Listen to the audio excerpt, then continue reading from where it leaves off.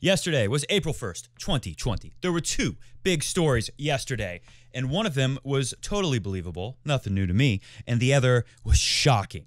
The first one is the one that wasn't any news to me, totally believable. Take a look. Roger Federer is announcing that he's going to retire from tennis. This is a standard April Fool's Day joke for tennis fans, tennis players. We see this every year for like the last 5 years. Nothing shocking there. However, this story, Wimbledon announcing that there will be no Wimbledon in the year 2020. It will be the first time Wimbledon has canceled since World War II, which if I'm no history buff or anything, but I think there were some bombs being dropped in the Wimbledon area during those years in the 40s. So pretty big news to cancel without bombs being dropped at center court Wimbledon. Why they chose to do this yesterday, announce it on April Fool's Day, because this is the more unbelievable thing to see, and it is, in fact, as Martina Navratilova pointed out, not an April Fool's joke. Why they announced it yesterday instead of Tuesday or today, April 2nd, like we chose to do here at Coffee Break Tennis, so that you know for sure nothing we are saying is an April Fool's Day joke. Why is beyond me, but that is the news. And if you look at the Sports Illustrated article, if you look at it, there's a picture of the U.S. Open. And Fergoico pointed out what a lot of people were thinking on the Coffee Break Tennis Facebook page. He said, why are they showing a picture of the U.S. Open on this headline about canceling Wimbledon? And I think it's a pretty obvious answer to me. U.S. Open is next. Will there be a U.S. Open? Right here, and we got a big stack of tennis news and non-tennis news because there's not a lot of tennis to talk about, but a lot of coronavirus stuff to talk about. Right here, we got a headline out of skysports.com saying tennis may not return until 2021 due to coronavirus, says the Wimbledon chief. The chief of the All England Lawn Tennis Club, Richard Lewis, says it wouldn't shock him at all if there is no tennis in the year 2020. So today, that's what we're going to zero in on. Today's show, we're going to talk about what are the odds that the U.S. Open will happen. If you don't know, they're turning parts of the area around the U.S. Open around Arthur Ashe Stadium into a temporary field hospital. How will there be a U.S. Open when they're doing that? We'll talk about that and a whole lot more on today's edition of Coffee Break Tennis.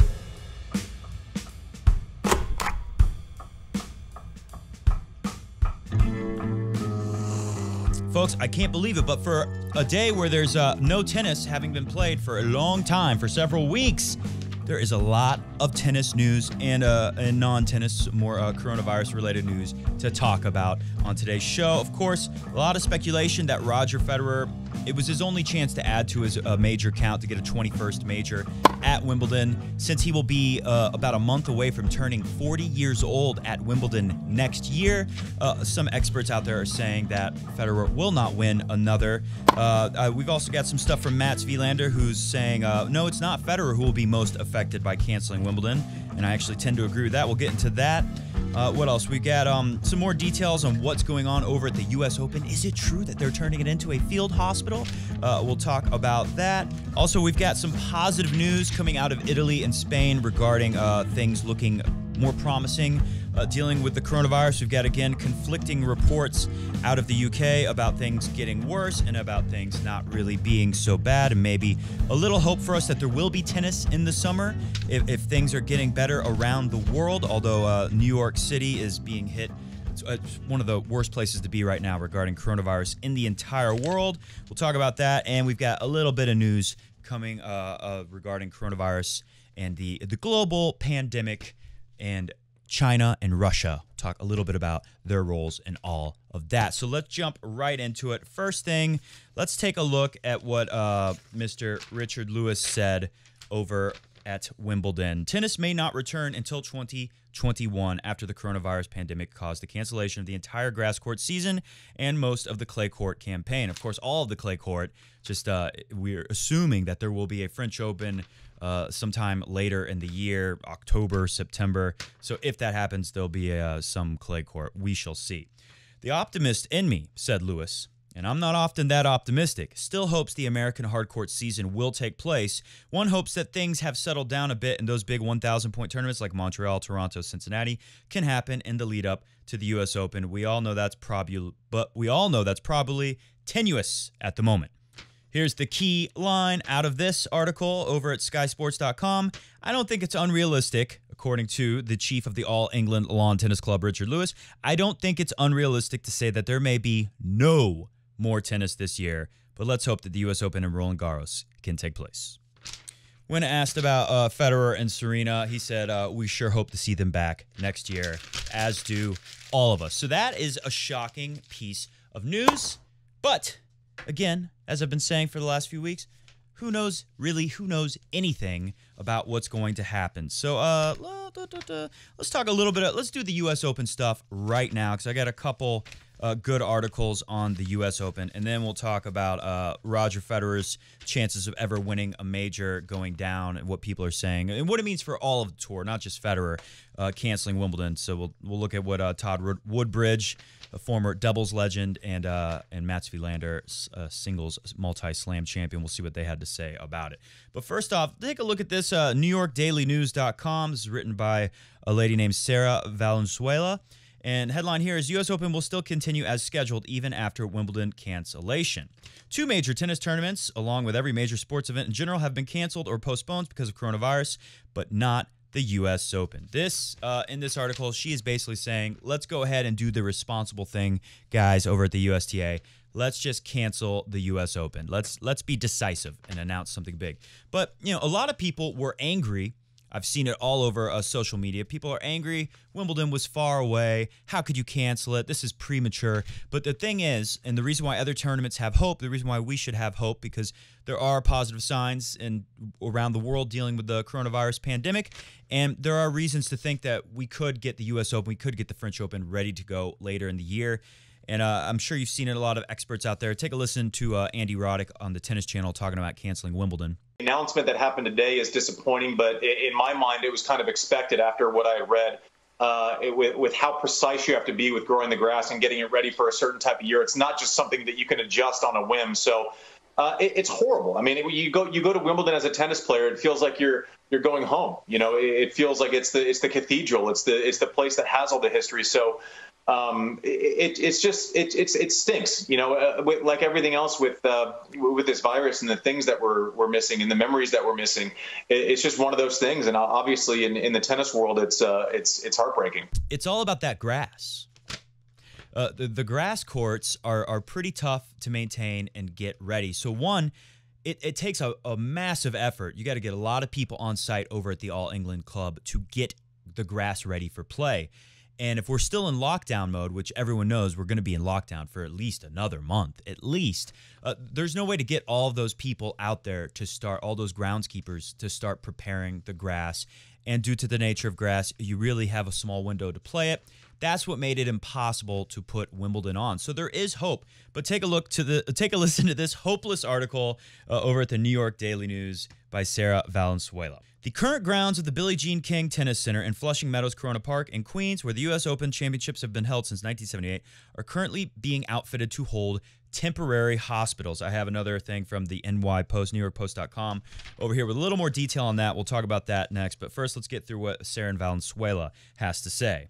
As of Wednesday afternoon, the Center for Disease Control reported 186,000 cases of coronavirus in total. New York State reported over 83,000, and with New York City reporting just under 50,000 cases. So, I mean, that's more than 25% of all the cases in the country just in the New York City area. And if you look at New York State, now we're talking pretty close to half.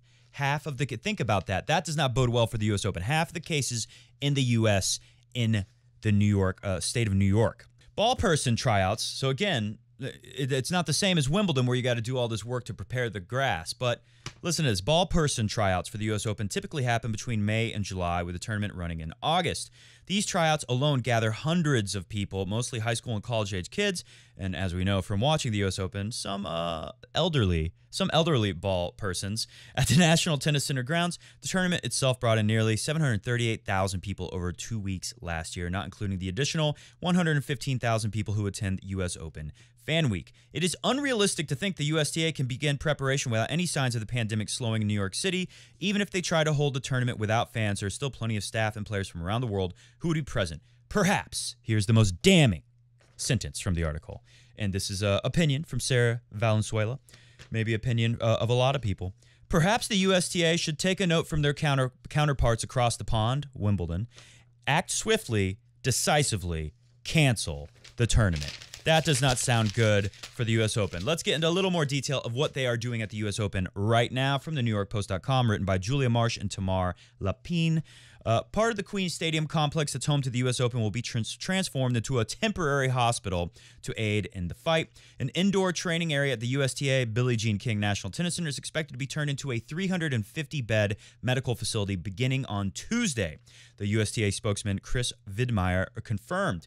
The site will likely be used to treat non-COVID-19 patients, but that could change based on need, according to a spokesman for New York City's Emergency Management Office. The facility's Louis Armstrong Stadium will be converted into a commissary where 25,000 meal packages will be prepared daily for COVID-19 patients, healthcare workers, blah, blah, blah, blah. We're here to help, and if our site in Queens is utilized to help New Yorkers, we're all for it. This was originally reported in the Wall Street Journal. Final word from here from Mr. Vidmeyer, Chris Vidmeyer, USTA spokesman.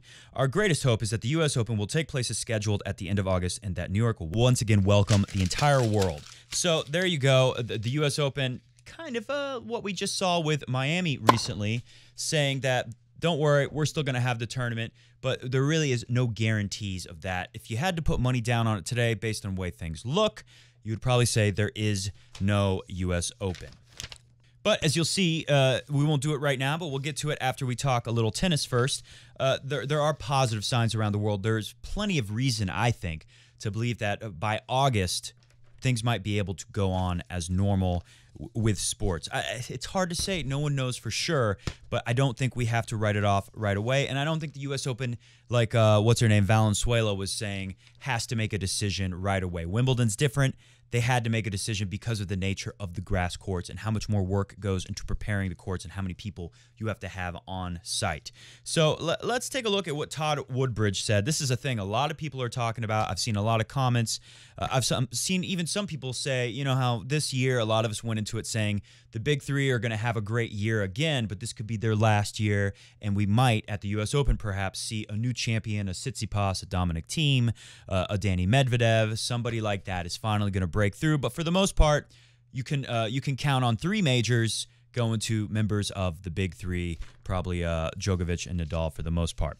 So some people are saying, well, with no tennis, especially imagine if there were no U.S. Open or French Open this year. If it was a one slam year and Novak Djokovic is the calendar slam champ with just one slam.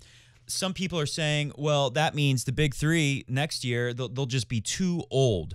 But I think we've learned, seeing how the best players, the big three, use their off-season training to always come back with a nice edge over everyone else. You know, look at Sasha Zverev. Always has these, although he did well at the Australian Open this year, but you know, someone like him, he comes out of the offseason and usually does pretty bad and has to work his way into it.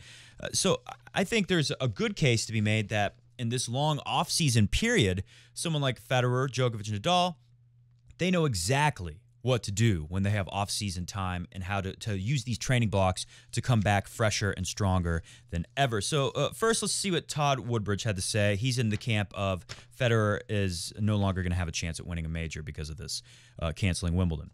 The question that Roger will have to ask himself is how motivated he is to come back for another year, Todd Woodbridge told the Associated Press of Australia, or has this actually helped him?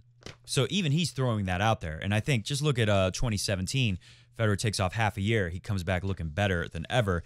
There's some good evidence there. But Woodbridge says the less match play that you get in this period at this age, Federer's age, it's so much harder to come back and recover once you start again. So I really think that post-2020 will be a new era of people trying to create records because it'll have really broken up a great period in tennis. So that sounds like that sentence. Todd Woodbridge is saying not only Federer, but the big three, they're missing out on their last year to really dominate, which I guess that's fair to say because a lot of people thought this would be the last year the big three can dominate. But again, I feel like this is going to hurt everybody, and who can bounce back from it the most effectively? It'll be the big three. And that's what Mats Wilander is basically saying. He agrees with me. He was speaking with L'Equipe, the French news outlet, and he feels that Djokovic and the members of the younger generation, next-gen guys, are going to be the most hampered by this enforced break from tennis. We're uncharted territories, I like to say, because we've never seen such a long break. Tennis, the sport with no off-season. You get December off and part of November, and then you're back at it again. You're on the grind. it will be interesting to see how everyone comes back from this, but I agree with what Wilander is saying. The big loser is Djokovic. He has not yet lost a match this year, and it is clear that the virus has stopped his momentum. I mean, there's no denying that. If you're hot right now, and again, I don't understand. I saw a quote from some Swiss Tennis Federation guy, maybe the president of Swiss Tennis Federation.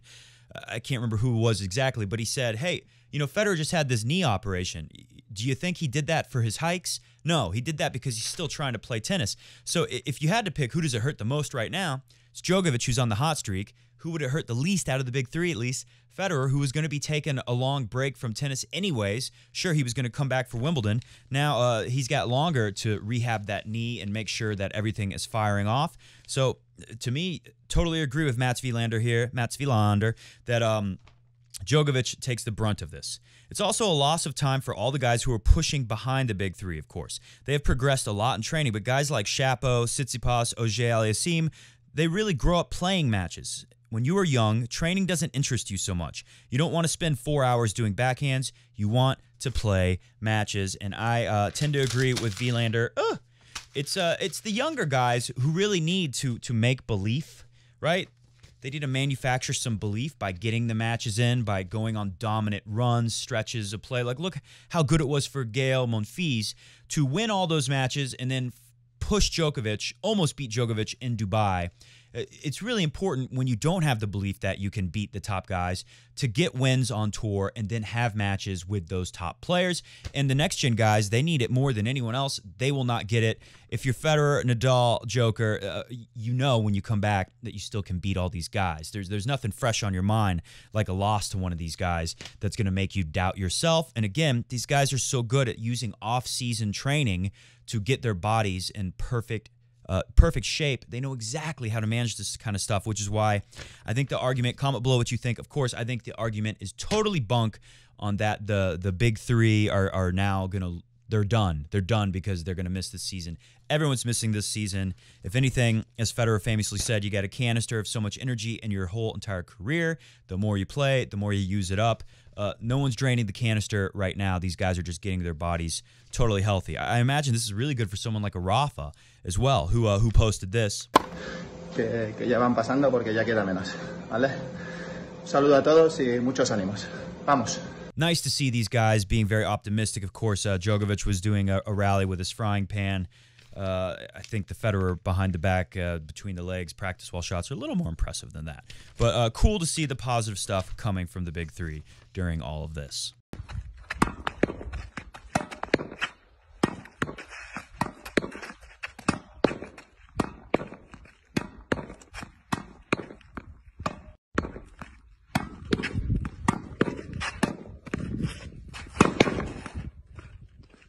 All right, what else do we got? Roger Federer is devastated as Wimbledon is canceled. No surprise there.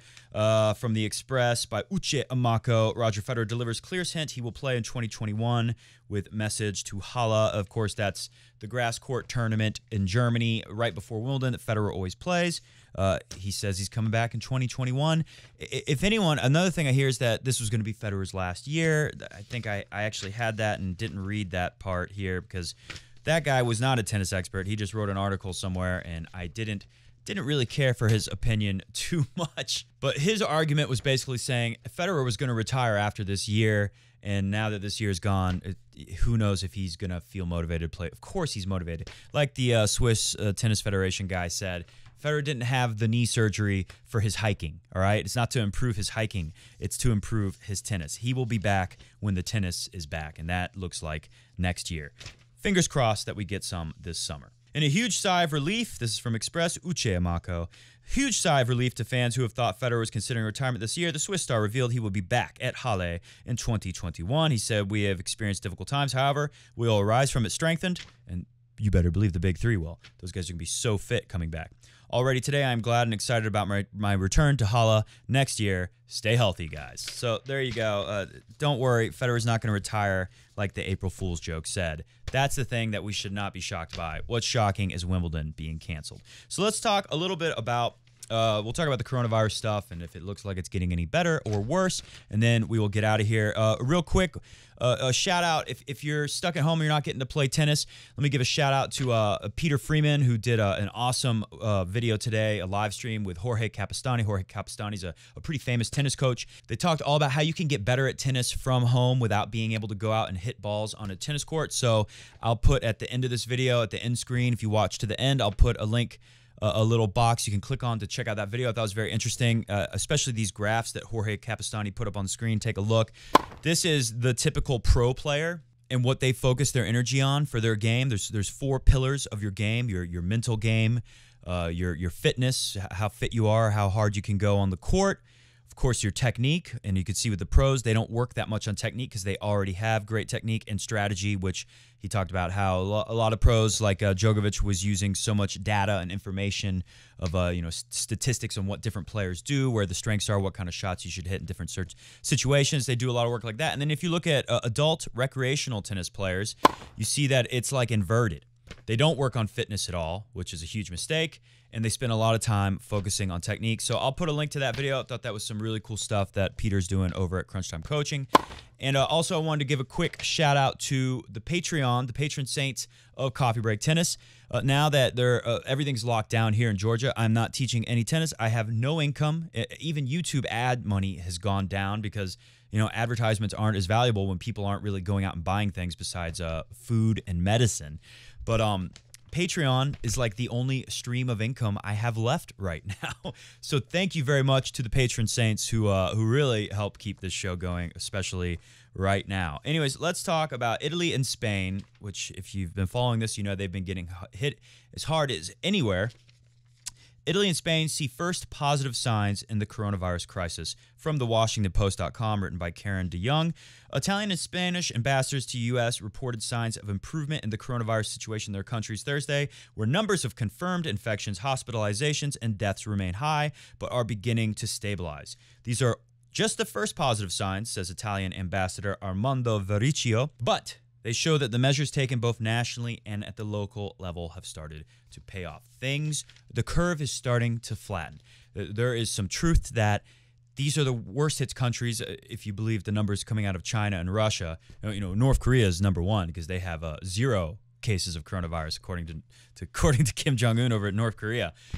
If you don't believe that, and you shouldn't, Italy and Spain will be the hardest hit after a place like China, and things are getting better there. And that is a good sign for everyone else who is behind, like the U.S., like the U.K., and it's a good sign for tennis fans if you want to see tennis this summer at the U.S. Open and Cincinnati, places like that. So we jump over to the Evening Standard in the U.K., and they're reporting that U.K. coronavirus death toll rises by 563 to 2,352 in biggest daily jump yet. This is from yesterday, and it is not an April Fool's Day joke. And while it sounds bleak, the numbers are going to go up. A lot of people are saying sometime in April, we're going to see the spike, the worst numbers. There are dark times ahead, but we've already seen that in Italy and Spain. Things are starting to come back down. Things are getting under control. There's reason, and plus some people think that the warmer weather will help kill off the virus. There's a lot of reasons to be positive right now. So I hope you are positive at home, especially if you're a tennis fan who's just hoping the life will go back to normal and we can watch our tennis again. But over at the Evening Standard, they do have to report that meanwhile, there have been at least almost 30,000 confirmed cases since the outbreak began as of 9 a.m. this morning. That was yesterday.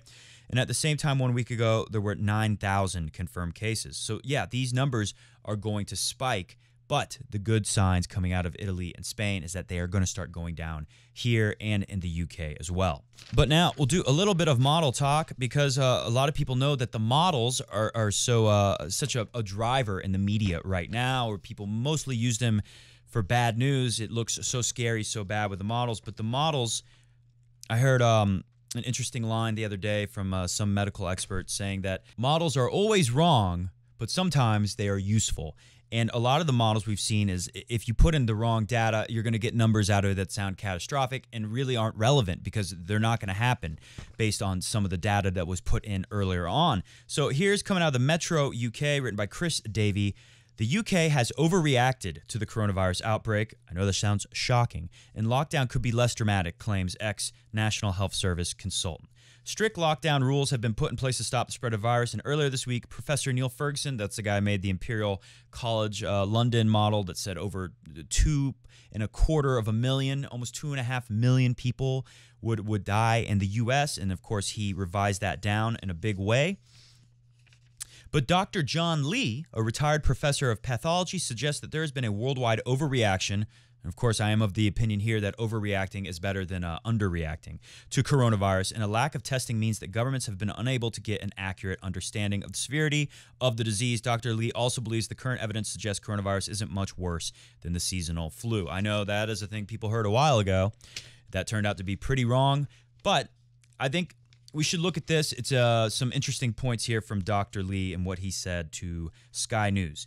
The point that I'm trying to make, according to Dr. Lee, is that it's very difficult to interpret any numbers without context for those numbers. So the numbers we've been hearing of deaths do indeed sound alarming, and we've been seeing very alarming pictures around the world. But the question is, we can't understand those numbers without knowing how they relate to other numbers related to deaths and disease. My point is, the way we compare diseases is by comparing death rates and the number of people who die of a disease compared to the number of people who got the disease. And in this case, we really have no idea at the moment how many people have actually had the disease because we haven't been testing widely enough. Of course, we don't have the tests in most countries to do that if we want to even. We haven't been testing widely enough to actually understand those numbers. We don't know for certain, but certainly there's a growing body of informed opinion, doctors, scientists, experts, that feel the severity of this disease has been overestimated. When you look at the severity of the disease early in an epidemic, it tends to overestimate it, and then he makes a great point here. What you don't see is all the people with no symptoms or very mild symptoms. There is evidence that this disease isn't necessarily much worse than a seasonal flu. Big point here, and we should all take this one to heart. This is the first pandemic of the media age, and that has had a big effect on how people perceive the disease. The numbers seem alarming, but I think if only the government spokespeople and the mainstream media could present a more nuanced version of the numbers, it would reduce people's feelings of panic. My assessment of the data, and as I said, a great body of informed opinions assessment of the data, is that we are on a global basis overreacting to disease right now. What you have to try to understand is that science is a discussion, and the imperial model, the one that predicted all that doom and gloom, the imperial model is based on a lot of assumptions and on incomplete data, and it's only one interpretation of the measurements we currently have. And why do we have such limited data? And that leads me to a very important point, and if you don't follow this stuff, I think it's very important to know. A lot of blame needs to go on countries like China and, of course, Russia that not only have been lying about the numbers, but they've been denying that data that's so important for scientists and doctors and people who deal with this kind of catastrophe response to put into these models and actually understand what is coming. That's why a place like Italy was hit so very hard, why Spain is dealing with so much right now. So we are getting accurate information out of Italy and Spain, and that's going to be very useful. It's very sad for Italy and Spain, but countries like the UK, like Switzerland, like France, and like here in the United States, that's going to be very valuable that we can actually see real data, which we did not get from China, who basically put out a big propaganda campaign. And Damien, who is a patron of the show and a big tennis fan, Damien Byrne put this tweet up the other day, and I thought this was pretty incredible. The World Health Organization said this back in mid-January, I think it was. As of now, China has found no proof that the coronavirus can be spread from person to person, from contact with other people. That was horrible that they would put that out there and pretend like it wasn't a big deal, and that is a big part. That is where all the blame really should go for why this the whole world is being shut down and lives are being lost on such a scale, and I just want to put that out there. I think everyone should know that, and the blame should go there. There were big news reports yesterday that U.S. intelligence had confirmed China had purposefully lied. Everyone knew it already. But if we were to believe numbers coming out of China, the place where it originated, if we were to believe those numbers, then that would mean that China, where the coronavirus originates, has less people infected and less people dying than Italy, than Spain, than the U.S. Obviously, there's no way that is possible. And that leads me to my final story here. This is from thedailycaller.com. Dr. Fauci, Senator Lindsey Graham, crazy and dangerous, China's decision to reopen wet markets after coronavirus outbreak. Now, if you don't know about these wet markets, do a search on YouTube. There's some good videos out there explaining how they work in China. But basically, these diseases that should never go from animals to other species and then to humans, it should never happen, but does happen because of these wet markets in China. This is where this virus originated from, many people, experts believe at least. And Pete actually sent me Peter Freeman from Cruncher Coaching sent me a really interesting video about it. So take your time and look out for that if you want to better understand this. But China had recently put a new law in last month to stop this kind of stuff from happening, where they close down the wet markets and make it illegal to eat wild animals in China. And then they basically took all those laws away. So take a listen to this and we'll get out of here. DailyCaller.com. Dr. Anthony Fauci called China's decision to reopen their wet markets crazy. Chinese wet markets have reportedly reopened and continue to sell animals such as bats, cats, and dogs. Yes, bats, cats, like Mr. Goat, the talking tennis cat, who's definitely safe from the Chinese wet markets, and dogs. They're being sold to eat back at China where this virus originated. This reopening comes despite Chinese authorities banning the sale and consumption of wild animals in February following the global novel coronavirus outbreak. Anthony Fauci, the chief medical advisor to the coronavirus task force, said about China's decision to reopen their wet markets, emphatically stated this was a crazy decision by China which puts the world's health at risk all over again. Governments around the world need to get serious about dealing with China after this is all over. Right now, I think everyone needs to cooperate and do the best they can, but this is just crazy. Bringing wild and exotic animals to open markets to interact with humans and other food supplies is both crazy and dangerous, according to Senator Lindsey Graham. South Carolina senator wrote that he hopes there will be a bipartisan signing for this letter to the Chinese ambassador to the U.S., urging the immediate closure of these wet markets. I sure hope that actually happens for the safety of the world at large. It is believed that the novel coronavirus originated from a wet market in Wuhan, China. The country has taken steps against selling and eating wild animals after the outbreak, although it is unclear how effective this has been, giving reports that wet markets have reopened and continue selling wild animal meat. I think some years ago they shut this thing down and then brought it back. So nothing new there. And that is what I leave you with today on Coffee Break Tennis. Hit the music. We're going to get out of here. By the way, next week I'm going to do a video doing the top 5 Miami Open matches of all time. So be sure to tune in for that. Also, we'll talk about the latest tennis news. So maybe 2 videos next week. We'll see how things break down in the tennis news world. But definitely at least one video, and one of them for sure next week will be my top 5 picks. Comment below if you have any suggestions. Maybe I'll have to expand it to a top 10 because there are a lot of great matches coming out of Miami. So we'll do that next week. Comment below your favorite matches. Final thing, I want everyone to be very aware. Do the research. Look at the wet markets. Study this. I think the whole world needs to come together, not just people who work in government, but everyone, even the tennis community. Maybe some tennis tournaments in China. Maybe there needs to be something done. Maybe we don't play Shanghai for a little bit until everyone comes together and says we got to close down the wet markets where they reportedly sell bats and cats and dogs. And many experts, scientific and medical experts, believe this is the reason why we have things like SARS, why we have things like COVID-19, and I think we all need to come together and speak out against that. Thanks for watching Coffee Break Tennis. Make sure you check in back with us next week. Comment below your favorite matches of all time for the Miami Open, and we'll be sure to rank them in the proper order next time on Coffee Break Tennis. See ya!